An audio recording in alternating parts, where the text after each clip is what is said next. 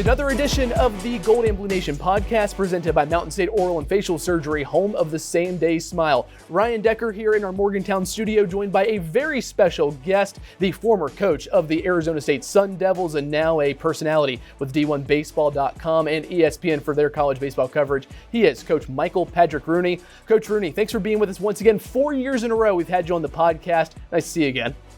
Yeah, 4 years in a row. Who knew? We're getting old, Ryan. Thank you. No, it was a pleasure. Getting old, not only that, but also, I will say, I was going to point this out later, but since we brought it up now, 4 years in a row now, you've been on the podcast. Each of the last two, it's led to a West Virginia super regional berth. I'm not saying you're solely responsible, but I will say we've had a part in this. All right, let's go. Yeah, all right. Yeah. That's even better. Yes, excellent data point right there. I'll take it. Exactly. Yeah, we're making things happen here. All right, so Coach, before we dive too deep into WVU and the status of West Virginia right now, give me your overall thoughts on the Big 12 as we sit here heading into the start of May. Kansas is at the top of this conference. Not many people saw that coming at the start of the year, but just the general national feel around the Big 12 conference is what? Yeah, I'd say similar to last year. Everybody feels like the league's got tremendous depth. I think that has been recognized. And, like when you see a team like Texas Tech with struggling like crazy, I feel like, like that lets the rest of the country know, like the league, like obviously Texas Tech's got good players and a program of great pedigree. So I think the depth is still there, and that's in spite of Arizona, the struggles that they've had this year. I look at a Baylor team that, if I'm not miscounting, I think is in 11th place, and they're still like fighting for a regional berth. So I think the league has got tremendous depth. I think what is different last year there were 4 teams at the top, and nobody could really figure out like who is the best team in the league. And, ultimately it cost the league getting any hosts. But I still think if I was commissioner of the Big 12 in baseball and you told me I could have 8 bids but no hosts, I would sign up for that every time. Now, this year, you alluded to it, Kansas has made a very loud national statement. And in this week's projections from D1 Baseball, not only is Kansas a host, they're a top 8 national seed. Like they'd be a double host. So I think the depth of the league is still here, and Kansas just, is on an incredible heater right now. So you mentioned the projections at D1Baseball.com having Kansas as a 7 overall seed, but the only host in the Big 12, as you mentioned, both D1 Baseball and Baseball America have 7 Big 12 teams right now in the field of 64, with 1 or 2 teams just outside of that field of 64, kind of knocking on the door, so to speak. Is that, Mike, I think where you're going to land as far as Big 12 hosts? Is it 7 the right number? Do you think the Big 12 can squeeze out 8 if either an Oklahoma State, a Kansas State, or you mentioned Baylor right there as well? If one of those teams get hot here over the last few weeks, can one of those teams squeeze in? Yeah, I think so. Like, I think, like Kansas State is a team that I think is very talented. And so I think they're an obvious candidate. I think Cincinnati, they just had to get their league record cleaned up because the RPI was in very good shape. And we know Cincinnati's got a good team. I think, Baylor and Kansas State are the 2 teams that they have RPI problems, but the games are so impactful right now. You can account for that. I think the problem, that and BYU just, like they're hovering at 500. 67 is not like a death knell RPI, but it's certainly like you've spent your mulligans type of thing. Like you don't have a ton of wiggle room left. I think Kansas State's the team I have the most faith in. The challenge is, and I guess you could look at this as a challenge, or you could look at it as an incredible opportunity. They're going to play at at WVU. They're going to play at Missouri State, who's a regional team. They're going to play Cincinnati. At least they get that at home. And then they're going to go to UCF. So they have their work cut out for them. But I still am very optimistic on Kansas State. I'd be more likely to bet on them than to bet against them. So you mentioned Kansas State right there, of course, and you mentioned West Virginia plays Kansas State in Granville this weekend. Looking at West Virginia's last couple of weeks, you talk about, is it a challenge or is it an opportunity? It's K-State at home. You go to Kansas, which the Jayhawks might be trying to wrap up the Big 12 championship outright by that point when we get to next week if things shake out in a crazy way. And then you come home if you're WVU and you play a TCU team to end the regular season. TCU finally healthy, finally getting red hot right now at the right time if you're a Horned Frogs fan. On that same kind of thought process there, Mike, the challenge and the opportunity, the biggest challenge in that stretch for West Virginia, K-State, TCU, and Kansas. Where do you kind of fall in that conversation?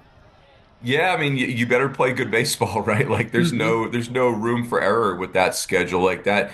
Obviously, the difference for WVU is that they've got really good deposits banked already. Like, their resume's in great shape, but yeah, they're gonna have their work cut out for them. I think for WVU, when I look at them, Ryan, it's just like they gotta get healthy. I know Brody Kresser has been dealing with some stuff and didn't even play in game 3 of the weekend series. Take production out of it, like he just feels very important to their team, like kind of like a heartbeat guy. And then obviously not having Max Yell for the last week and a half, and not really sure what he's going to do.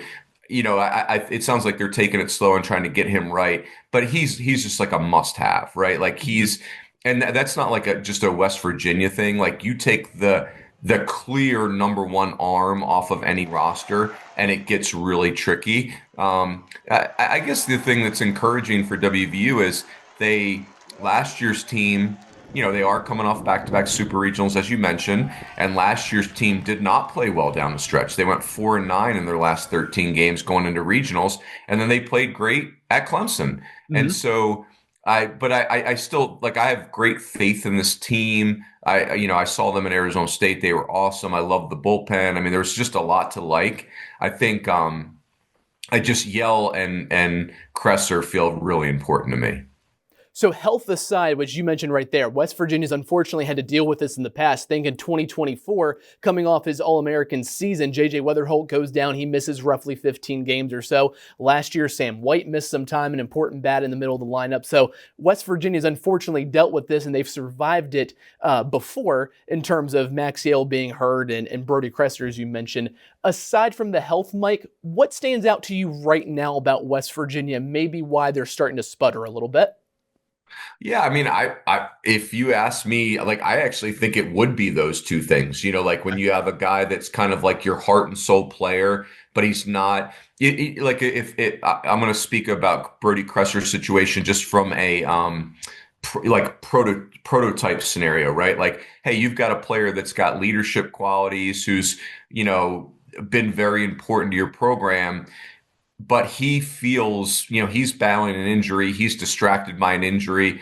You lose that leadership, and that really, I think that can really hurt a team. Now, that said, like, West Virginia's position player group has been very consistent, and it's got great depth. That's my favorite thing about their lineup is it's a long lineup. I mean, maybe you could argue it doesn't have incredible star power, because even like Gavin Kelly, he's a star, but it's not like he's hitting 25 home runs. He's a star. He's more of a just very complete athletic player. He's not a guy that's taking over a game offensively. And then, the pitching staff, I really like. There's experience in the rotation, and then there's depth in the bullpen. When I saw them in Arizona State, the bullpen was very deep. And I know David Perez, his numbers have normalized a little bit, but still, any team would rather have him than not have him. So, and then you've got veterans, Passenger, Estridge. I mean, they've got it's a fairly deep roster. I just think, as you mentioned earlier, like, everyone's dealing with something this time of year. And every team goes through these little, especially in a league like the Big 12, you're just not going to play perfect every weekend.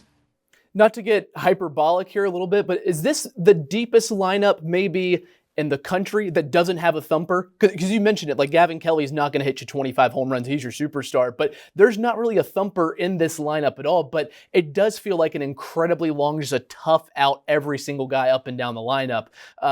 One of the deepest lineups without a thumper, Mike, is that fair to say?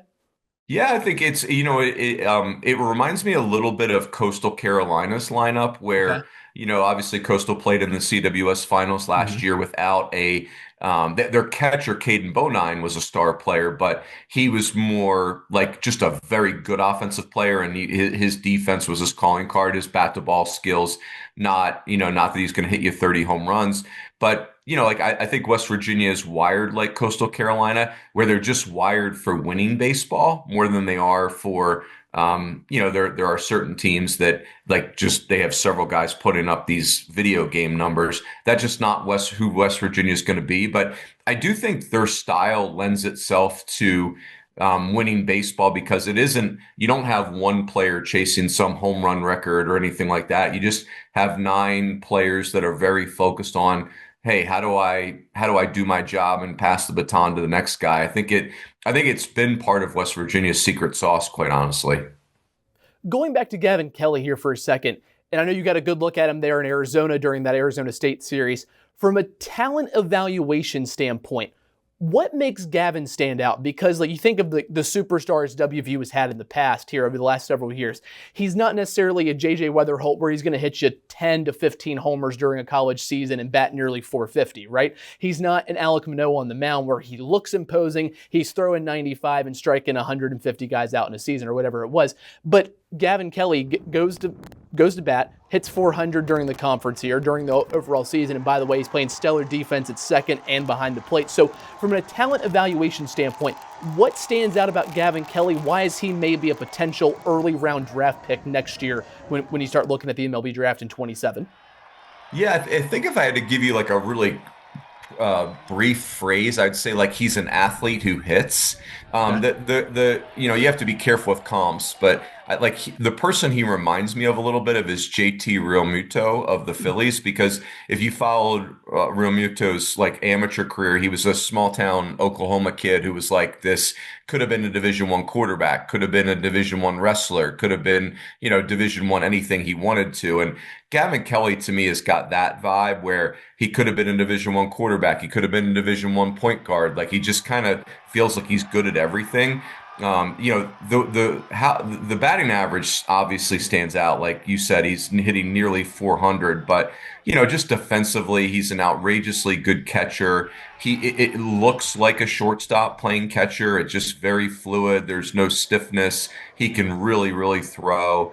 And it's funny even talking to Coach Saban about like, hey, why is Gavin Kelly catching when the wear and tear that could put on him? And he's just like, I want him to touch the baseball as often as possible. It's just a great way to think of it. So, yeah, I think at the end of the day, he's an incredible athlete who's got, it's a really shocking how well he's hit.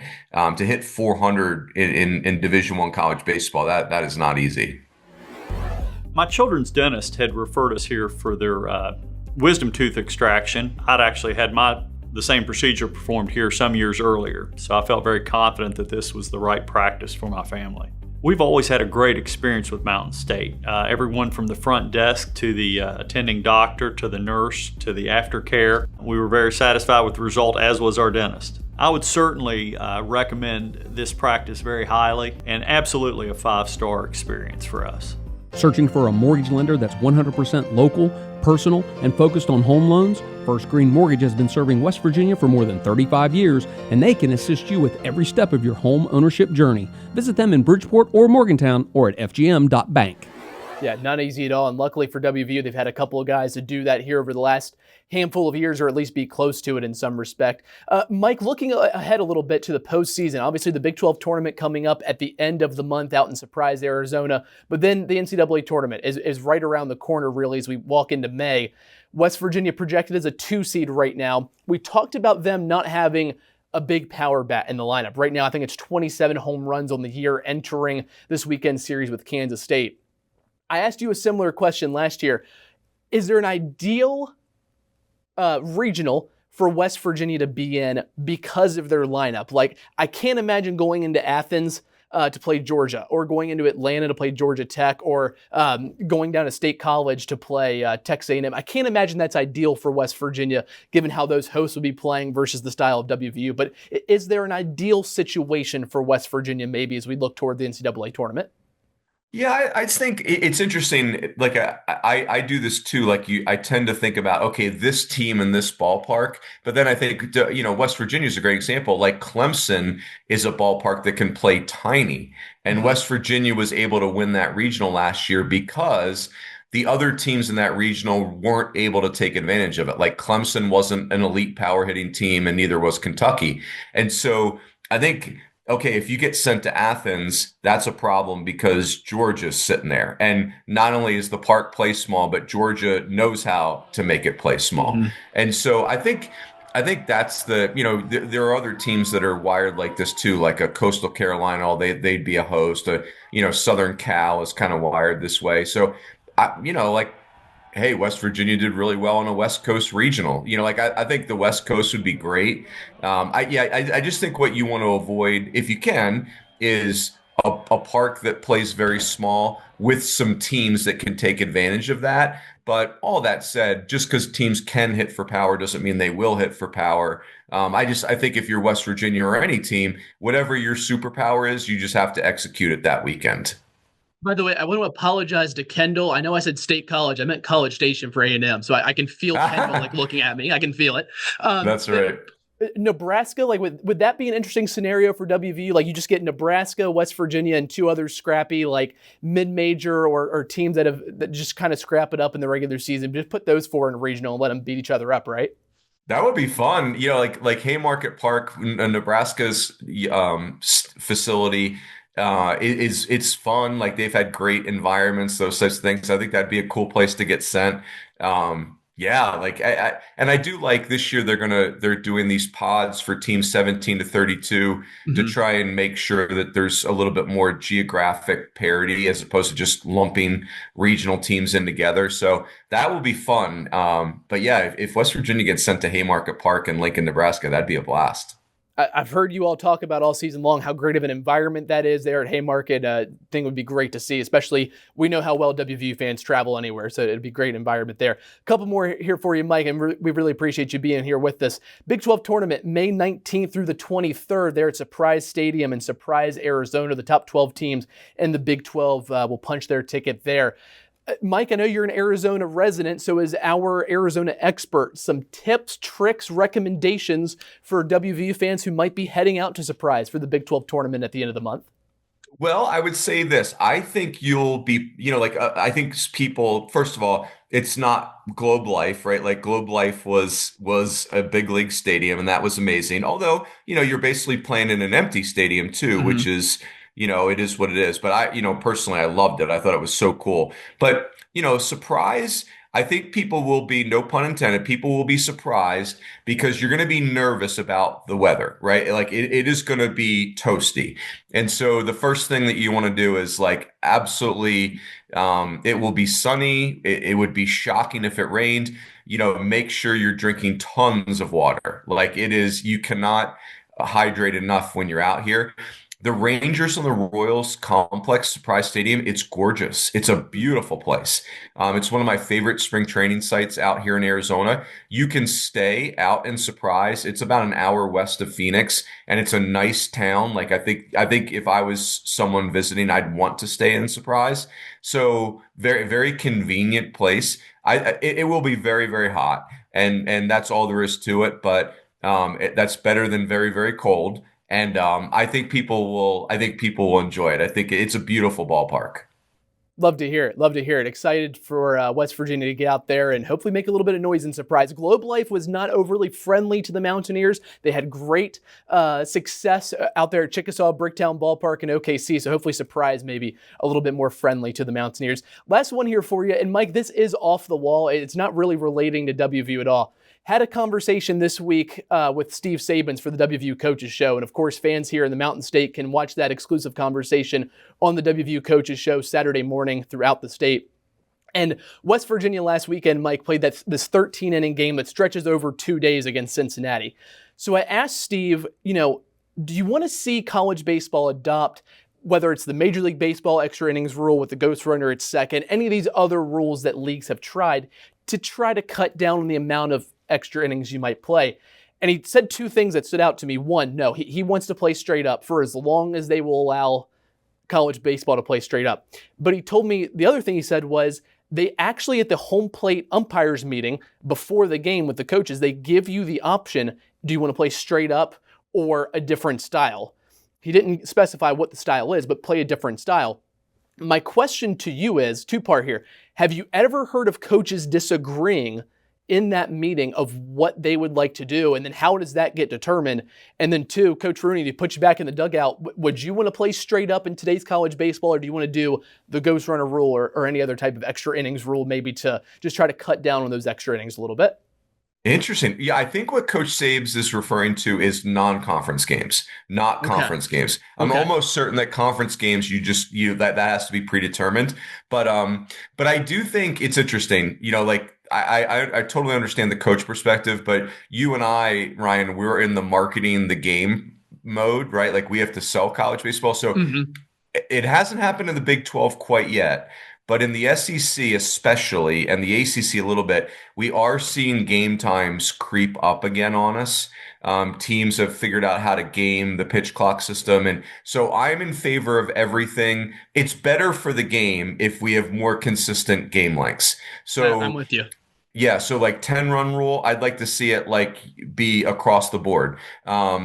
Maybe not in the NCAA tournament, but I could even be talked into that. I'd like to see 3 batter minimum for pitchers. I'm even open to the pickoff limits that they have in MLB. That one maybe I'm a little shakiest on, because injecting more offense into college baseball feels a little perilous. But we just, the extra inning ones for sure, I'd like to go to man on second, nobody out. I think it just injects more drama. I think that would be a win. So this is very top of mind right now. And I feel like we have to be, this will be an important offseason to examine why the pitch clock stuff has maybe not been as effective as it was originally, because there's nothing more beautiful than just a crisp 3-hour game. When these games go 3.5 or 4 hours, it's, it's rough on the players and the pitching, and it's certainly not as good of a fan experience. And it's for someone like me who lives and breathes and dies by the deadline. Those 3.5 to 4 hour games, they're getting a little long in the tooth for me. So yeah, if we can cut this down to 3, even the 2:45, I'd be okay with. I do, by the way, you brought it up, I love the pickoff limit. Nothing infuriates a fan base or a local sports reporter more than 5 pickoff attempts in a row. Yes, well said. Yeah. All right. Well, Coach Rooney, we definitely appreciate the time as always. Hopefully, are you going to be at the Big 12 tournament this year? I sure am. Yeah. I'll be there. All righty. Well, we'll see you out there. Coach Rooney, thanks you for joining us once again, and hopefully a 3rd straight super regional appearance is the result of this interview. Thanks for being with us. You got it. Take care. Yep, you too. This has been another edition of the Golden Blue Nation podcast presented by Mountain State Oral and Facial Surgery, home of the same day smile. We'll see you next time.